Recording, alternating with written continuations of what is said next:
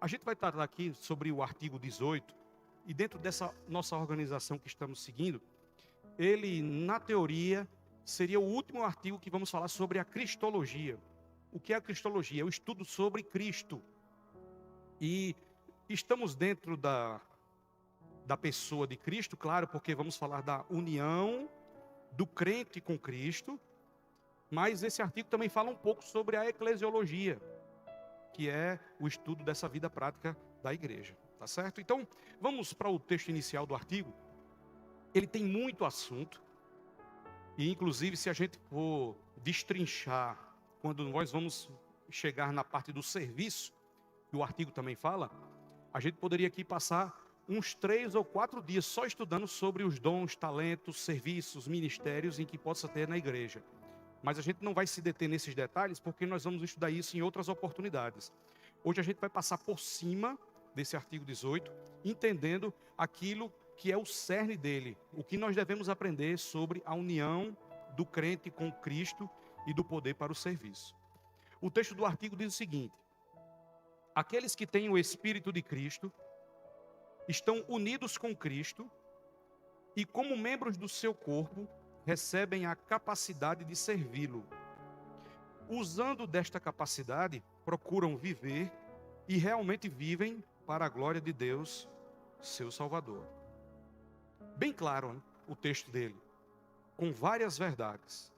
E a título de introdução, a gente vai fazer aqui uma pergunta para que a nossa mente possa refletir sobre o que seria um cristão estar conectado a Cristo.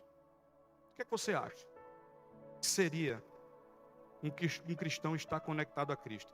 Porque se nós estamos falando, e o artigo diz que aqueles que têm o Espírito de Cristo estão unidos com Cristo, o que é alguém estar unido com Cristo? Alguém quer participar? Para a gente iniciar? O que é um cristão estar conectado com Cristo? Alguém tem alguma ideia? Só não vale responder que é ser crente. E aí fica muito óbvio, né? Todo crente está unido com Cristo. Mas como é que funciona essa conexão?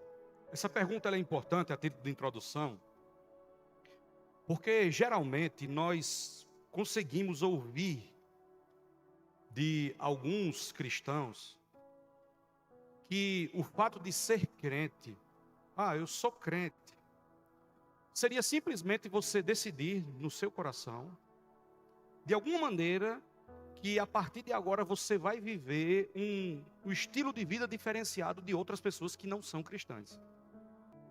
Que estilo de vida é esse? São aqueles que querem fugir do pecado, aqueles que querem fugir dos vícios, que não querem mais beber, não querem mais fumar, não querem mais farrar. Geralmente a gente percebe dentro da cosmovisão evangélica e do próprio Brasil, que é um país católico romano em sua maioria, mas com uma ascensão muito grande de evangélicos, que as pessoas acham que ser cristão simplesmente é você abandonar pecados morais visíveis. A gente consegue perceber isso. Mas entenda só, irmãos, ser cristão, estar unido com Cristo, não significa, na prática, simplesmente alguém que vai à igreja e que deixa de farrar, de beber, de fumar. Não simplesmente isso. É claro que isso tudo faz parte das consequências daqueles que nasceram de Deus. Por quê? Porque existe prescrição bíblica para isso. Mas o que eu estou querendo dizer é que união com Cristo é muito mais do que viver num estilo de vida diferente de outras pessoas. Eu não sei se você está conseguindo compreender. Porque entenda só, irmão, se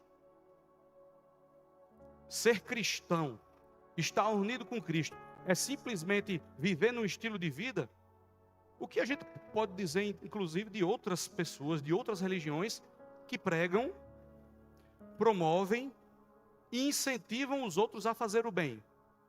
Se o cristianismo também é isso, então é só mais um modelo, com regras, com normas, em que a pessoa vai seguir essas normas e vai viver, vai ser uma boa pessoa no meio da sociedade. Ser cristão, no conceito bíblico, não é simplesmente isso. Por quê? Porque ser cristão, de verdade, é união com Cristo. A gente consegue ver isso, inclusive, no Sermão do Monte, quando Jesus ele vai falar que vai ter pessoas que vão seguir várias normas, pregar, efetuar inclusive milagres no nome de Cristo, e essas pessoas não estão unidas com Cristo. Veja como a questão é séria. Não é simplesmente vir à igreja, não é simplesmente professar alguma coisa ou dizer, vou viver agora me abstendo dos vícios. Não, não é só isso. União com Cristo é mais. União com Cristo, para a gente exemplificar aqui através de 2 quadros, união com Cristo não é somente gostar de Jesus, como muitas pessoas gostam de Jesus. Se você chegar em repartição pública, inclusive outros religiosos que não aceitam Cristo como Senhor, eles vão admirar a pessoa de Jesus. O próprio Mahatma Gandhi, eu não sei se isso é uma história inventada, mas muito se propaga de que o criador do hinduísmo, outra religião, com vários deuses, várias entidades, ele já chegou a dizer certa vez que admirava Cristo, mas não gostava do procedimento dos cristãos. Então, todo mundo vai, de certa forma, admirar a pessoa de Jesus. Então, ser cristão, estar unido com Cristo, não é somente gostar de Jesus, nem admirar os seus ensinamentos por si só. Porque Jesus ele pregou o amor, pregou a justiça, pregou valores em que dentro de uma sociedade organizada todo mundo acredita. Então, é somente mais uma pessoa pregando coisas boas. Não é só isso. Não é só participar de uma igreja.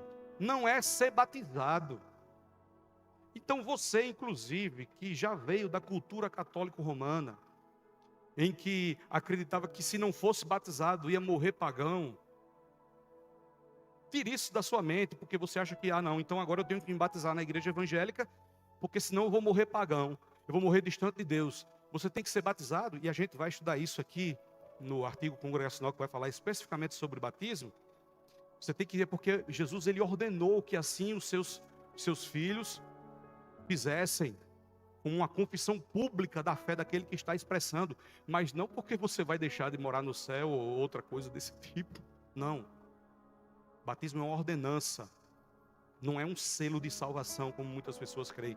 Então, entenda, união com Cristo não é somente ter esses itens aqui na prática na sua vida. Se não é isso, então o que é unir-se com Cristo? Unir com Cristo é o seguinte, é uma união vital, uma união moral, uma união espiritual. É claro que ficou genérico demais, subjetivo demais. O que é isso, pastor? Vital, moral e espiritual. A gente vai ver o que são esses níveis de união, mas só para exemplificar que é algo muito mais profundo do que a gente imagina.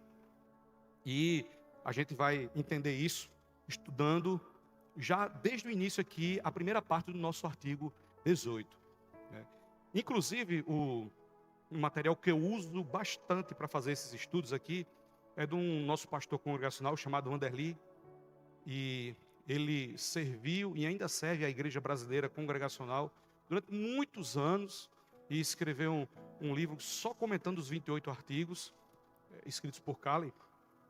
E ele é uma das pessoas que usa o próprio texto que Calley deixou da videira, que nós lemos no início, para poder fazer essa explicação sobre a união com Cristo em si, que a gente estuda dentro da própria teologia. Então, veja só, o artigo ele já começa dizendo que aqueles que têm o Espírito de Cristo estão unidos com Cristo. Vocês lembram do artigo 17 da semana passada? Veja só, aqueles que o Espírito Santo faz a obra no coração, tem um fator anterior à união com Cristo. Quem faz isso é o Espírito Santo. Regenera o coração do ser humano, e aí é o start para ele poder ter essa união com Cristo. Então, já começa respondendo como é realizada essa união. E os níveis dessa união é que eu acho que são muito importantes para a gente estudar nessa noite, né? Primeiro, a união vital. Uma união vital significa que a vida de Cristo, ela flui em nós. Meus irmãos, não é uma coisa externa que vai provocar, simplesmente algo externo que vai provocar uma mudança em nós. Aqui é o contrário. Se há algo vital e se ela flui em nós, significa que tem que começar de dentro para fora. Não é somente máscaras, não é somente exterior, mas é o que está dentro e está saindo para fora. Então, é como se fosse uma união entre organismos vivos. Por quê? Porque se flui dentro de nós, e a gente sabe que na composição do ser humano, do corpo humano, dentro da anatomia, a gente tem vários organismos vivos. Inclusive, se a gente pegar somente a pele, essa parte aqui de fora, que é a epiderme, se a gente for ampliar no microscópio, a gente vai ver quantos micro-organismos existem aqui que compõem somente a parte exterior da nossa pele.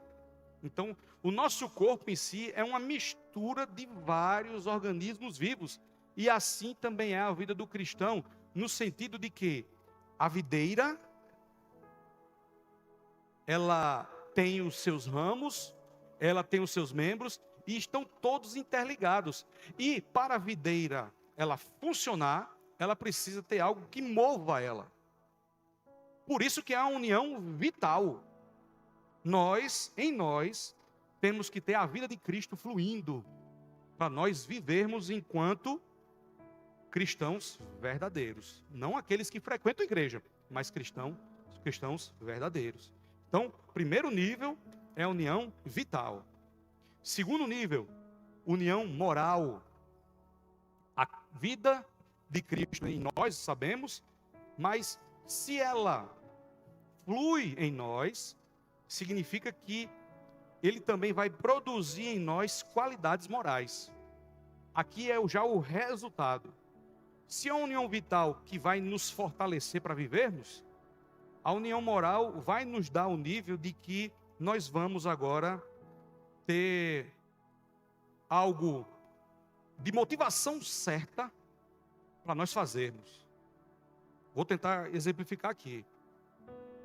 Não é uma influência para ter coisas morais, como nós temos, assim, influências pessoais somente, como às vezes a gente tem, nós nos espelhamos em professores que nós temos na escola, na faculdade, pessoas que nós admiramos no meio do trabalho, algumas pessoas, figuras públicas, em que nós vemos algumas atitudes e nos espelhamos, temos assim como uma inspiração somente. Não. É algo que, como está dentro de nós, vai produzir em nós qualidades morais de acordo com a vontade dele, que é a força que está movendo essa videira. Estão entendendo? Então, a união de Cristo não tem relação específica somente, eu vou bater sempre nessa tecla, somente com coisas exteriores. Mas o exterior é uma consequência daquilo que já aconteceu dentro. Da mesma maneira também como nós vemos no nível espiritual. Porque aí é o seguinte, é o trabalho que acontece da união de espírito, que vai nos dar o nosso relacionamento de Cristo pela fé. Então perceba, união vital, a vida de Cristo flui em nós. E aí, como ela flui em nós, ela vai nos produzir internamente, colocando para fora qualidades morais. E vai nos permitir nós termos um relacionamento com Cristo através da nossa fé.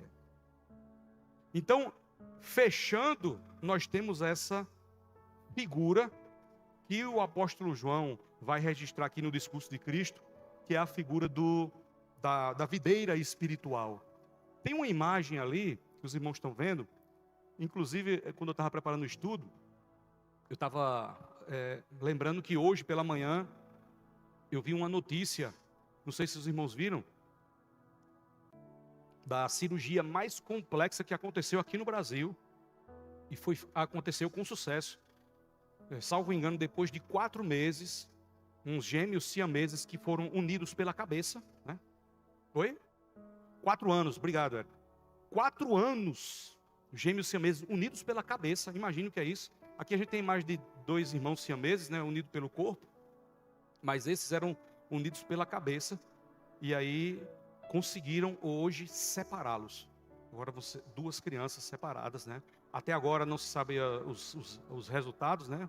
Mas eu fiquei assim imaginando e glorificando a Deus pelo conhecimento, pela ciência que Ele dá aos seres humanos e conseguir fazer uma cirurgia de extrema complexidade como essa. Inclusive o Brasil, a partir de hoje, se tornou referência. Eu acho que no meio das Américas, né? Eu acho que a América Latina, eu acho que a América do Sul, nesse tipo de cirurgia que não era anteriormente, né? Um Brasil, um país subdesenvolvido como o nosso, mas com muita inteligência, com muito conhecimento para fazer uma cirurgia desse tipo. E é engraçado porque não sei se vocês já viram algum tipo de reportagem sobre irmãos siameses, é algo que para quem vive, eles, mesmo querendo ter vidas diferentes, eles meio que não conseguem, porque existem impeditivos. E é interessante porque dentro da figura da videira espiritual que nós temos, não é como a gente pode entender um irmão siamês, em que se um irmão siamês ele quer ir para um lado, se não tiver um consentimento do outro, já que eles estão ligados fisicamente, ele não consegue andar muito. A figura da videira espiritual não é assim, porque Deus ele nos coloca com as nossas individualidades dentro dessa videira. Nós somos enxertados na videira. É como se fosse um irmão siamês, mas com a grande diferença. Por quê? Porque Deus ele não acaba com as nossas individualidades no sentido de um irmão siamês, em que fica 100% limitado à figura do outro. Não.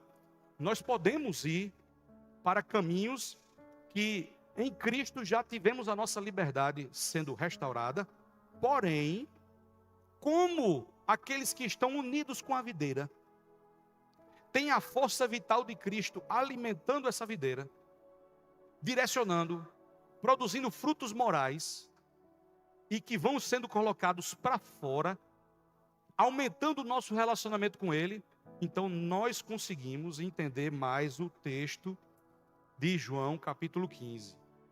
Então, isso é fruto de um relacionamento através da fé que nos foi dado através do Espírito Santo de Deus. Olhando para o texto aqui de João 15, vamos dar uma visibilidade um pouco maior a partir do versículo 1. Quando Jesus ele vai dizer que Ele é a videira verdadeira e o Pai é o agricultor. Então, dentro dessa analogia, eu coloquei essa planta aqui, apesar de que não é uma videira, mas só para a gente entender um pouco dos membros, dos ramos. Jesus é a videira nessa analogia espiritual.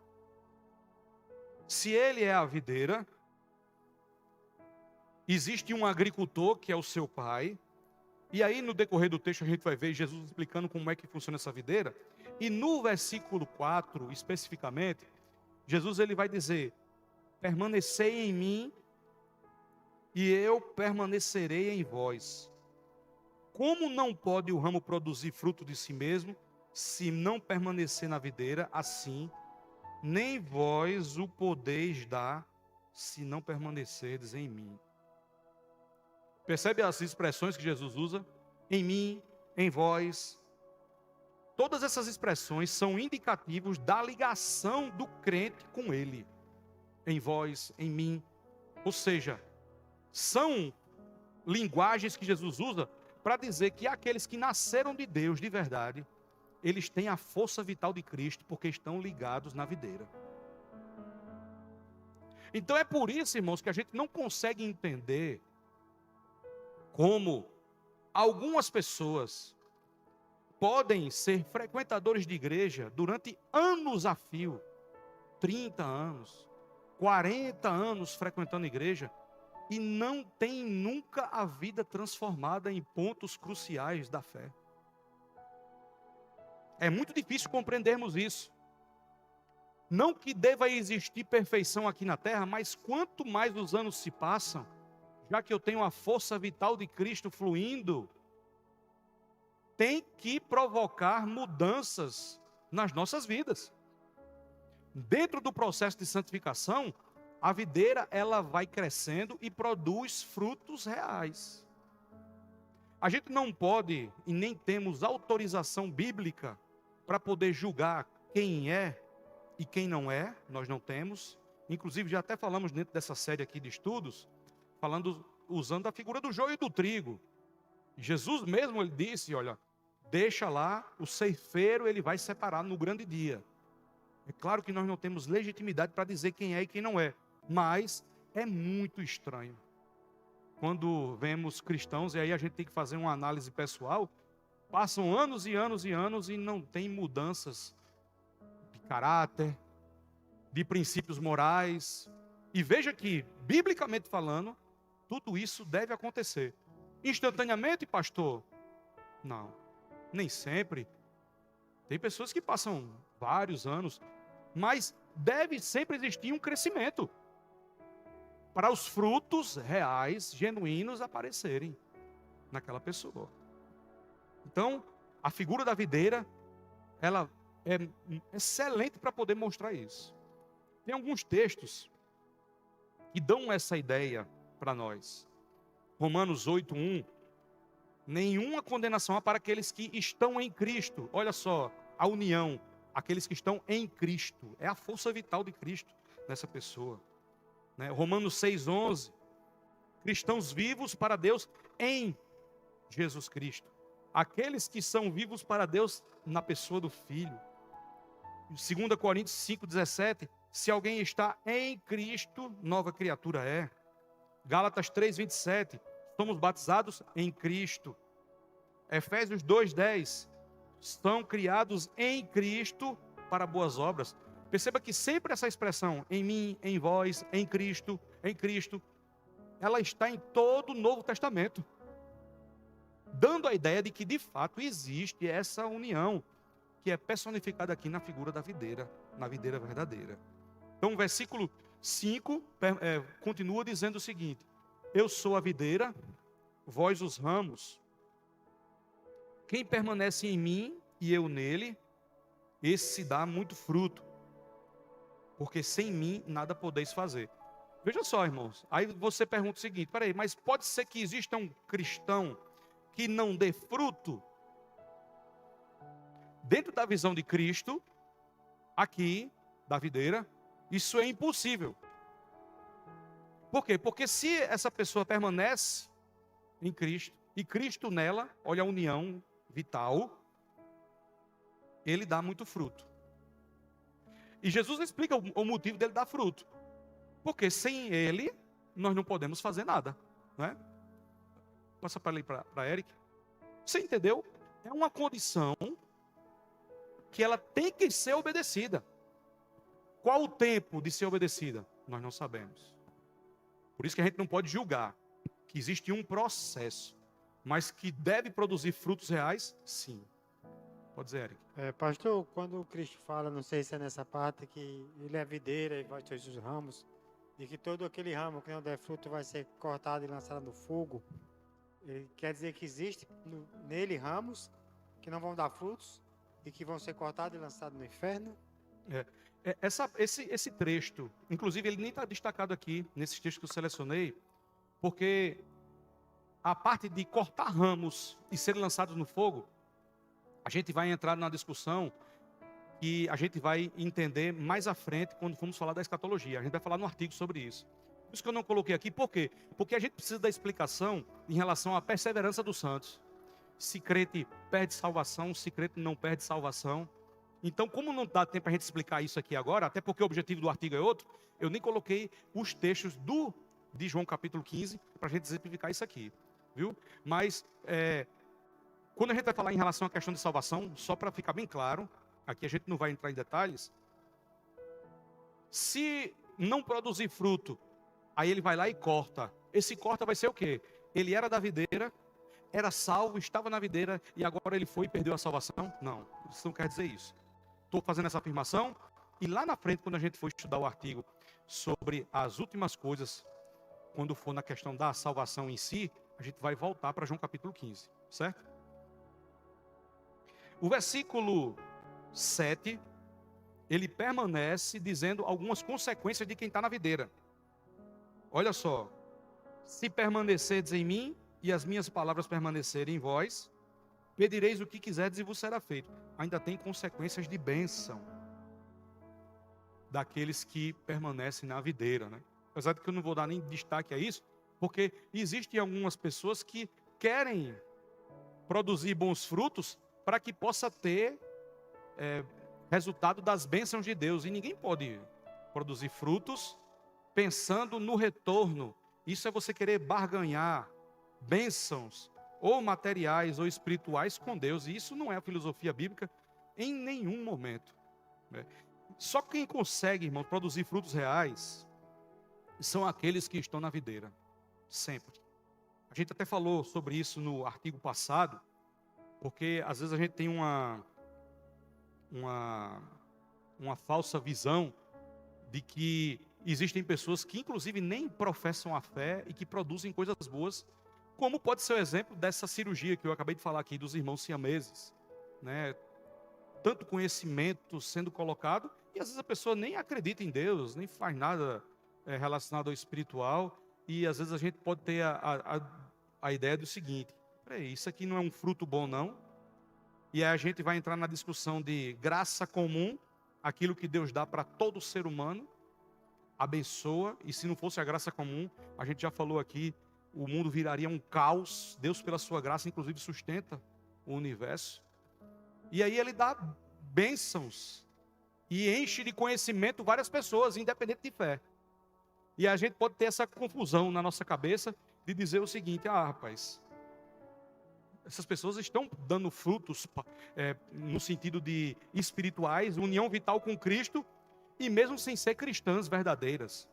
Veja só, graça comum que produz frutos visíveis é diferente do que nós estamos tratando aqui de frutos espirituais daqueles que estão enxertados na videira. Esses frutos reais, só quem conseguem produzir são aqueles que recebem a seiva de Cristo por conta da sua união vital com Ele. Entenderam? Ou não? Mas entenda só, eu vou até deixar aqui um texto de Efésios capítulo 5, versículo 29, porque o texto vai dizer o seguinte, Paulo: ninguém jamais odiou a própria carne, antes a alimenta e dela cuida, como também Cristo faz com a sua igreja. Nessa união com Cristo que todo crente tem, Cristo alimenta a sua igreja. E ele vai explicar no versículo 30 do capítulo 5 de Efésios, porque nós somos membros do seu corpo. Cristo é a videira e nós somos os ramos e estamos enxertados. Se nós somos membros do seu corpo, nós somos alimentados por Ele. Isso significa que, mesmo com alguns deslizes que nós cometemos na nossa vida, que nós somos pecadores, mesmo com alguns deslizes, Ele continua nos corrigindo, nos alimentando e nos ajudando a prosseguir para produzir frutos reais. Às vezes, alguns ramos estão doentes na videira. E aí eles precisam de tratamento. Como eles estão enxertados na videira e ali Cristo, nessa união vital, produz o alimento, essa pessoa ela será curada para produzir frutos saudáveis e bons. Mas alguém que está fora da videira nunca conseguirá produzir um fruto dessa qualidade. Nunca. E eu não estou falando aqui de coisas simplesmente materiais, como muitas pessoas gostam de falar. Ah, eu conheço fulano, ciclano, que ajuda mais os pobres do que alguém que se diz crente. Eu também conheço vários. Mas frutos reais para Deus, será que essa pessoa que está ajudando os pobres, visivelmente, ela está produzindo? Pouquíssimo provável. E aí a gente vai poder fazer diversos tipos de discussão aqui, que serão discussões que no final das contas elas serão vãs, porque a gente não consegue julgar a intenção do coração. Mas Deus, Ele faz isso, porque Ele é o justo juiz. Ele sonda e conhece. Sabe que quem está ajudando um pobre com caridade, ele não está querendo fazer somente para aparecer pelos outros. Como a gente vê muito por aí. Frutos reais são diferentes. A gente já falou aqui sobre isso. Certo? Mas, veja só.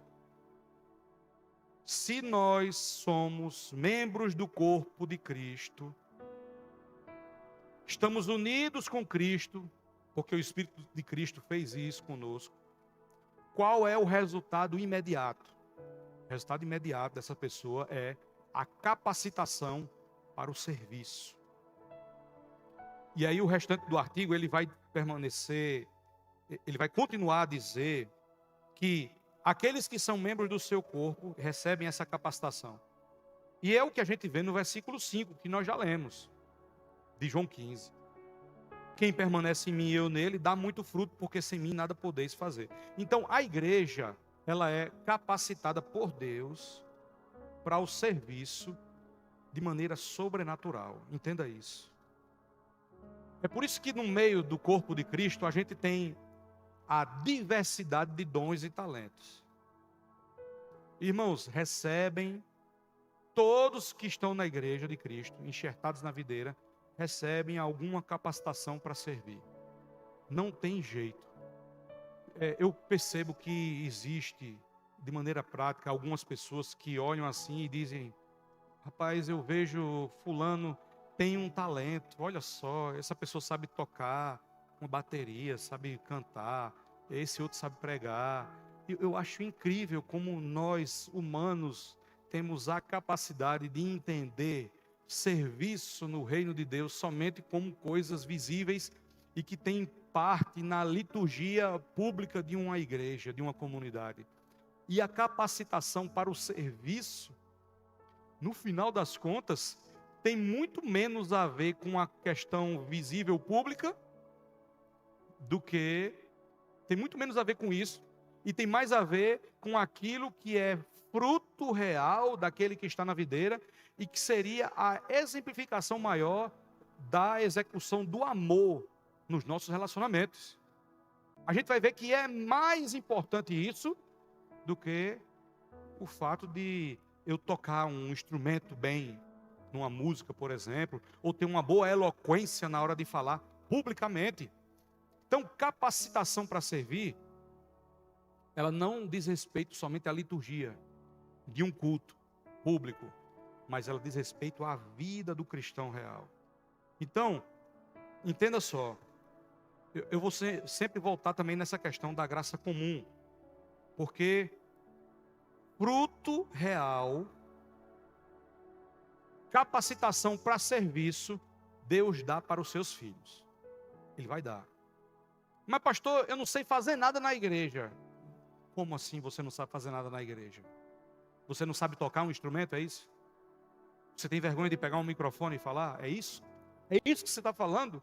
Que é o serviço? Você limita o serviço no reino de Deus a essas coisas? E me permita a expressão, pequenas nesse sentido?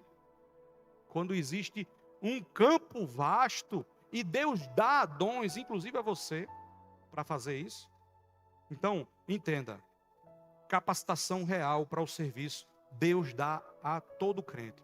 Todo crente tem alguma coisa a fazer e capacitação de Deus para o serviço. É impossível um cristão estar unido com Cristo, nessa união com a videira verdadeira, e não ter capacitação para realizar nada. É impossível.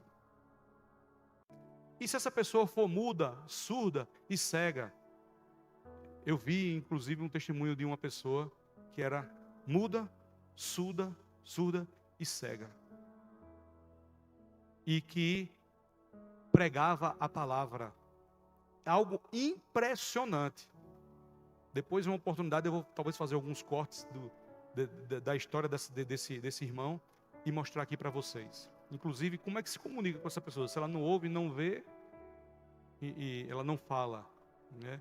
E depois eu vou trazer aqui alguns cortes desse testemunho dessa pessoa para você ver que não existem desculpas para o serviço no reino de Deus. Não existe. Deus dá dons para todos.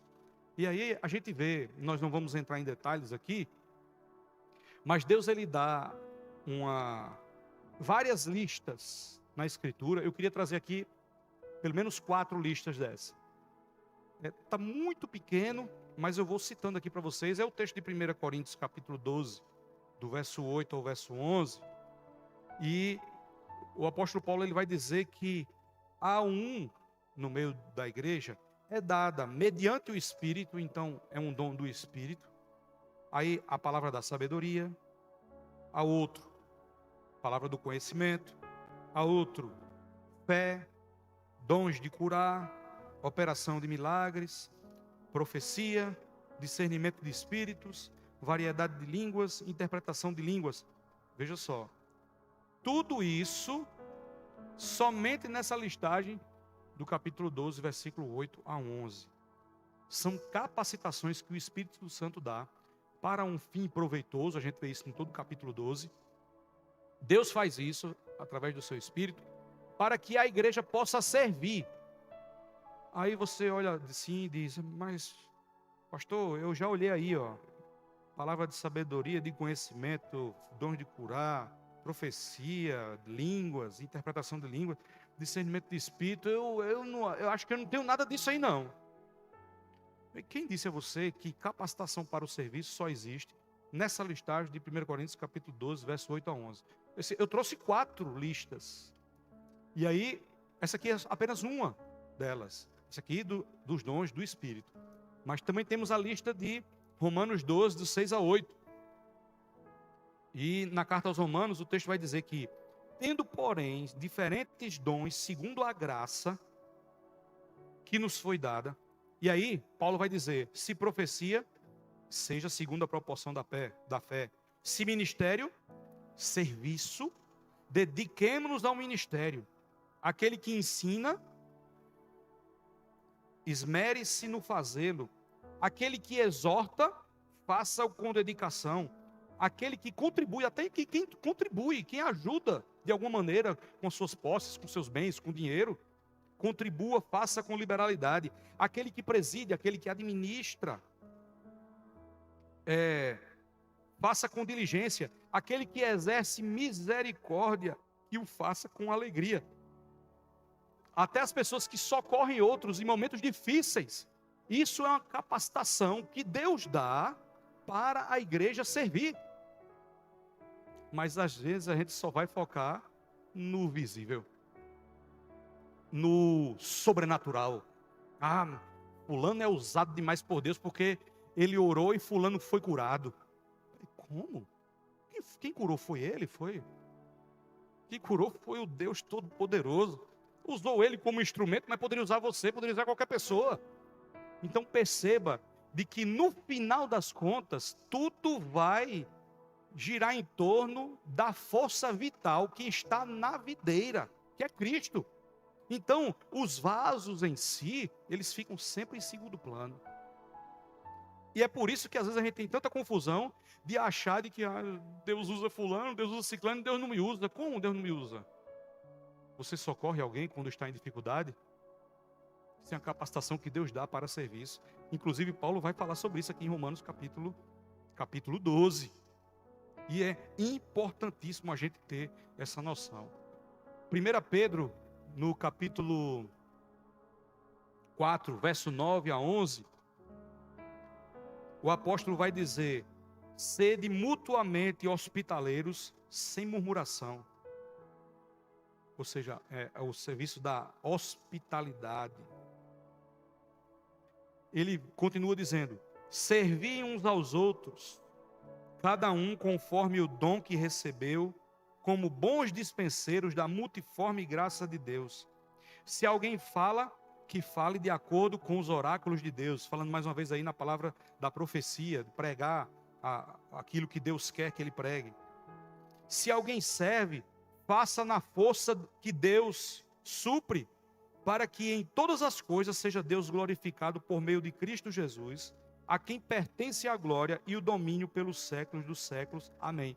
Então, no final das contas, serviço, hospitalidade, profecia, tudo isso deve servir de glória para aquele que dá a força para o servo trabalhar. A força vital da videira verdadeira.